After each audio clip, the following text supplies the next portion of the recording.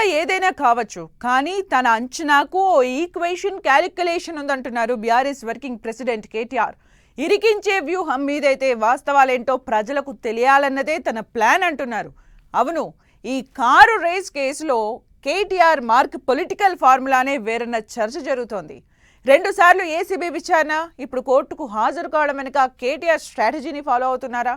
ఆయన కాన్ఫిడెన్స్ వెనుక political calculations ఉన్నాయా? ఈ కార్ రేస్ కేసులో ప్రభుత్వం ఎత్తుకు కేటీఆర్ పై ఎత్తులు వేస్తున్నారా?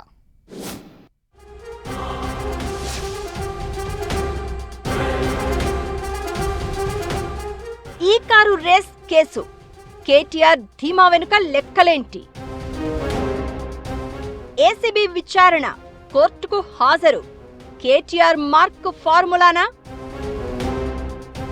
కోర్టులో లీగల్ ఫైట్, పొలిటికల్ పిచ్ లో డైలాగ్ వార్. కేటీఆర్ కాన్ఫిడెన్స్ పై ఇంట్రెస్టింగ్ డిస్కషన్. ఈ కారు రేసు కంటే కేటీఆర్ ధీమాపైనే చర్చ. ఫార్ములా ఈ కారు రేసు కేసు ఏసీబీ విచారణకో లేక కోర్టు గదికో పరిమితం కాలేదు. తెలంగాణ రాజకీయాల్లో హాట్ డిబేట్ గా మారింది. ఈ కేసును మొదటి నుంచి లొట్టపిసు కేసుగా అభివర్ణిస్తున్న కేటీఆర్ 2 సార్లు ఏసీబీ విచారణకు హాజరయ్యారు. లేటెస్ట్ గా ఏసీబీ కోర్టుకు కూడా వెళ్లారు. అయితే ఈ కారు రేస్ కేసు విషయంలో ప్రతిసారి ఆయన ఫుల్ కాన్ఫిడెన్స్ తో కనిపిస్తూ ఉండడం ఆసక్తికరంగా మారింది.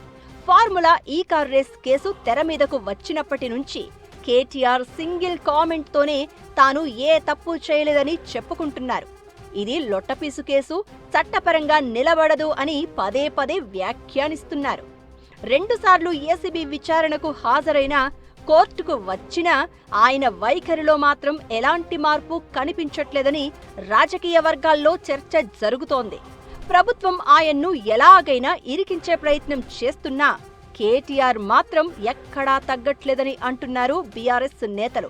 పైగా కేసు విచారణ గడువు కోరడమో, వ్యక్తిగత హాజరు నుంచి మినహాయింపు కోరడమో చేయకుండా దర్యాప్తు సంస్థలు, కోర్టులు చెప్పిన డేటుకు విచారణకు అటెండ్ అవుతున్నారు.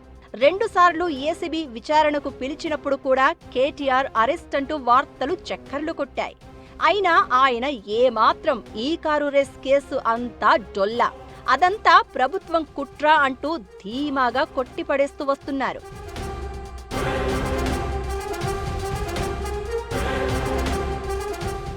గులాబీ పార్టీలోనూ ఇదే అంశంపై ఆసక్తికర చర్చ జరుగుతోందట.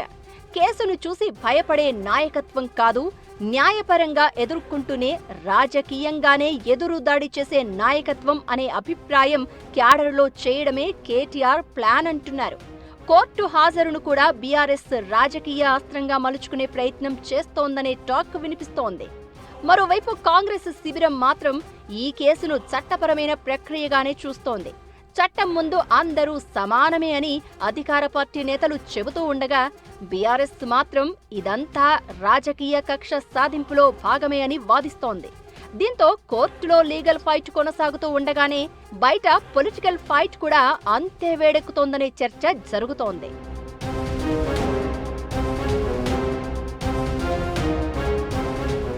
ప్రజల్లోనూ 2 రకాల ప్రశ్నలు వ్యక్తమవుతున్నాయి. ఈ కేసు చివరికి ఏమవుతుంది అన్న ప్రశ్న ఒకటైతే, ఈ కేసు కేటీఆర్ ఇమేజ్ను దెబ్బతీస్తుందా లేక మరింత రాజకీయ బలమిస్తుందా అన్నది మరో చర్చ. ప్రతి విచారణ తర్వాత కేటీఆర్ చేసిన వ్యాఖ్యలు, తాజాగా ఏసీబీ కోర్టుకు హాజరు ఇప్పుడు రాజకీయ చర్చలకు కొత్త పాయింట్గా మారుతుందనే అభిప్రాయాలు వినిపిస్తున్నాయి. ఈ కేసు కోర్టులో ఎంతకాలం నడుస్తుందన్నది ఒక అంశమైతే, రాజకీయంగా ఎంతకాలం హాట్ టాపిక్గా నిలుస్తుందన్నది కూడా మరో అంశం. అందుకే కేటీఆర్ ప్రతి విచారణకు అటెండ్ అవుతున్నారని, ప్రతి హాజరు, ప్రతి కామెంట్ వెనక కేటీఆర్ మార్క్ ఫార్ములా ఉందనే గుసగుసలు వినిపిస్తున్నాయి. ఇప్పటికీ లొట్టపీసు కేసు అనే చెప్తూ ఆరోపణలు వస్తే విచారణ నుంచి తప్పుకోలేదన్న ఇండికేషన్ పంపే ప్రయత్నం చేస్తున్నారట.